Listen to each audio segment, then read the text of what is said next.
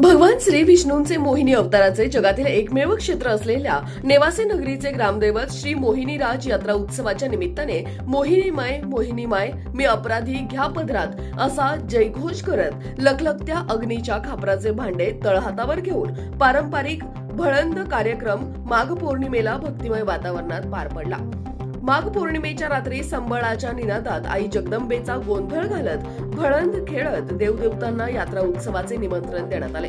भळंद कार्यक्रम प्रसंगी ऋषिकेश भरत बडवे व सौ स्नेहल ऋषिकेश बडवे यांच्या हस्ते अभिषेक घालण्यात आला। यावेळी गोंधळ कलाकार नेवासा तालुक्यातील नजीक चिंचोली येथील कवी दिगंबर गोंधळी यांनी संबळाच्या निनादात देवीची भक्ती गीते गायली।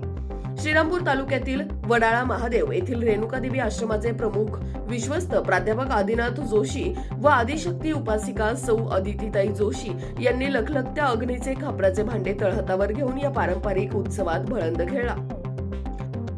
बोल मोहिनीराज महाराज की जय, बोल मोहिनीराज की जय असा जयघोष यावेळी करण्यात आला।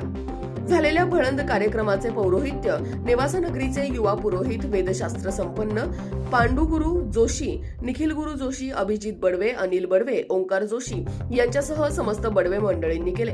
मोहिनीराज देवस्थानच्या वतीने अध्यक्ष भालचंद्र बडवे व सचिव जयेश बडवे यांच्या हस्ते मान्यवरांचा सन्मान करण्यात आला। उपस्थित भाविकांना प्रसादाचे वाटप करण्यात आले। राष्ट्र सह्याद्री न्यूज साठी प्रतिनिधी सुधीर चव्हाण, नेवासा।